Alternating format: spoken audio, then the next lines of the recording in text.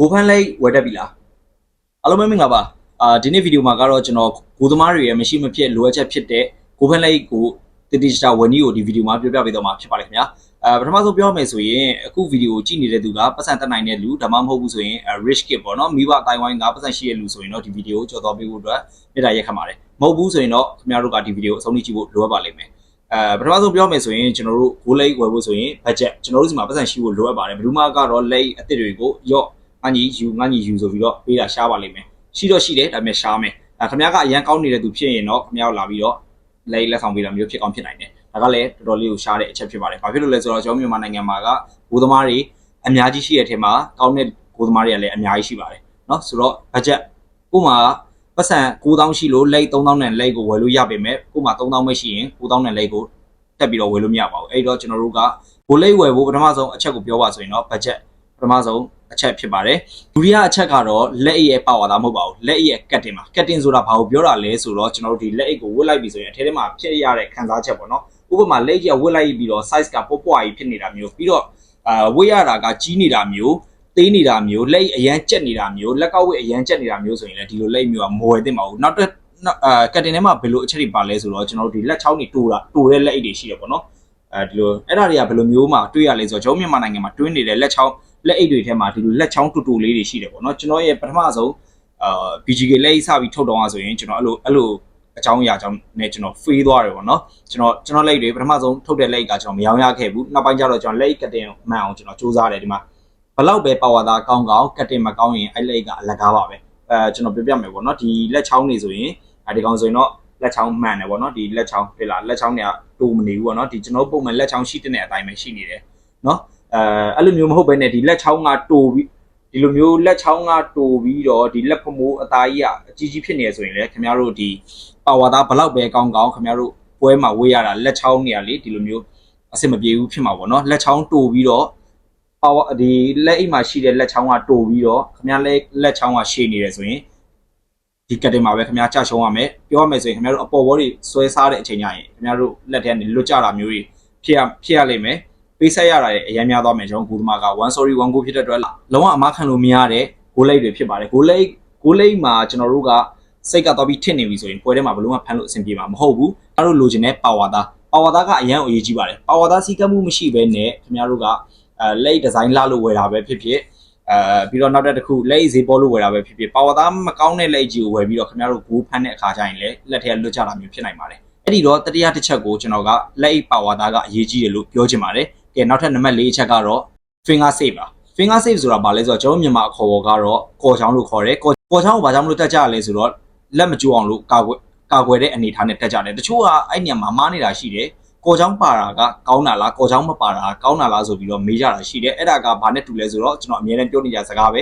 Ronaldo ကကောင်းတာလား Messi ကပိုကောင်းတာလားဆိုပြီးတော့မေးတဲ့စကားလို့ပဲRonaldo ကြိုက်တဲ့လူက Ronaldo မကောင်းဘူးဘယ်လောက်ပြောသူကအဲ့ဒါကိုကာကွယ်ပြီးပြောလိုက်မယ် Ronaldo က Messi တက်ပိုကောင်းတယ်လို့ပြောလိုက်မယ် Messi fan တွေကလည်းထိုနီ၎င်းမယ် Messi က Ronaldo တက်ပိုကောင်းတယ်လို့ပြောလိုက်မယ်အဲ့ဒီတော့ finger save ကခင်ဗျားတို့ရဲ့အကြိုက်ပေါ်မှာမူတည်ပါတယ်ခင်ဗျားက beginner အနေနဲ့ဆိုရင်တော့ finger save ပါတဲ့ဟာကိုအတက်ဖြုတ်လို့ရတဲ့လက်အိတ်တွေကိုပဲအရင်ဆုံးသုံးနေတယ်ပြီးပြီဆိုမှခင်ဗျားကဘယ်ဟာနဲ့ပို့ပြီးအဆင်ပြေလဲဆိုတာကိုခင်ဗျားတို့ဘာသာရွေးချယ်ဆုံးဖြတ်ပါလို့ကျွန်တော်အကြံပြုလို့တယ်ဒီနေရာမှာကျွန်တော်ဘာကိုပြောချင်တာလဲဆိုတော့ finger save ပါတဲ့သူတွေကြတော့လေဒီလက်ကိုလုံခြုံတယ်လို့ခံစားရတယ်ပေါ့နော်မဟုတ်ဘူး finger save ပါတာကိုမကြိုက်တဲ့သူကြတော့ဘယ်လိုလဲဆိုတော့လွတ်လပ်ဖမ်းရတာကိုကြိုက်တယ်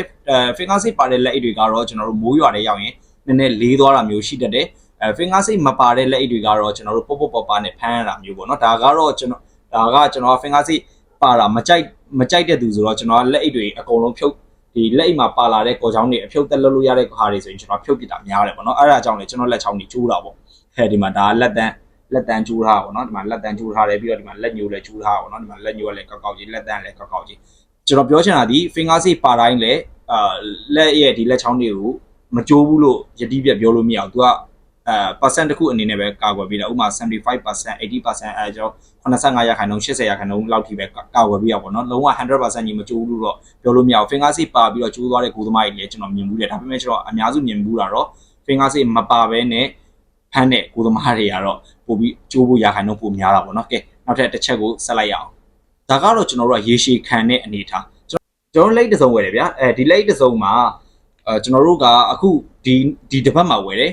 နောက်တစ်ပတ်မှာပြဲသွားတယ်ဆိုခင်ဗျားတို့သွားပြီးကွမ်းပြီခင်ဗျားတို့ကရှိတာကမှဘတ်ဂျက်ကအရန်အများကြီးကျွန်တော်တို့ဒီမြန်မာကိုသမားတွေကအများကြီးရှိမနေဘူးเนาะအဲ့ဒီတော့ကျွန်တော်ဘာလုပ်ရမလဲဆိုတော့ဒီရေရှည်ခံတဲ့လက်အိတ်တွေကိုကျွန်တော်ဝယ်မှဖြစ်မယ်ရေရှည်ခံတဲ့လက်အိတ်မှာဆိုရင်ကျွန်တော်နှစ်ခုပိုင်းခြားပြီးတော့ပြောပြမယ်ရေရှည်ခံတဲ့လက်အိတ်တွေကပါဝါသားကတ်အားညော့တယ်ပါဝါသားကတ်အားကောင်းတဲ့လက်အိတ်တွေကရေရှည်မခံဘူး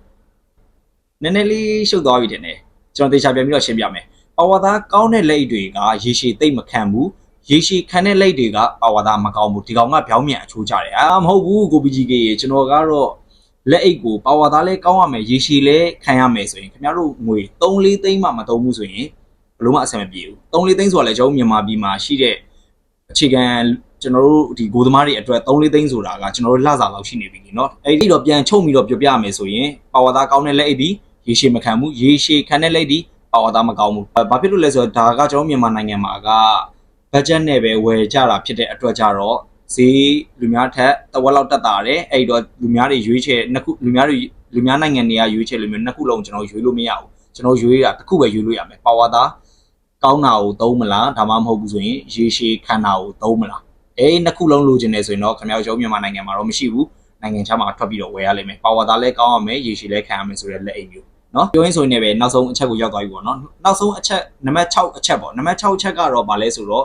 ကျွန်တော်တို့ဒီ goal လက်အိတ်တွေနဲ့ပတ်သက်တဲ့အကြောင်းအရာတွေကိုကျွန်တော်ရဲ့ဒီ YouTube channel ကို subscribe လုပ်ပြီးတော့ဘယ်မှာဝယ်ရမလဲဆိုတော့ကျွန်တော်ရဲ့ BGK အားသာဆိုင်မှာဝယ်လို့ရတယ်ဆိုတာပြောရင်းနဲ့ဒီဗီဒီယိုကိုနှီးကုန်းချုပ်ပါတယ်ဒီဗီဒီယိုကနေလည်းခင်ဗျားတို့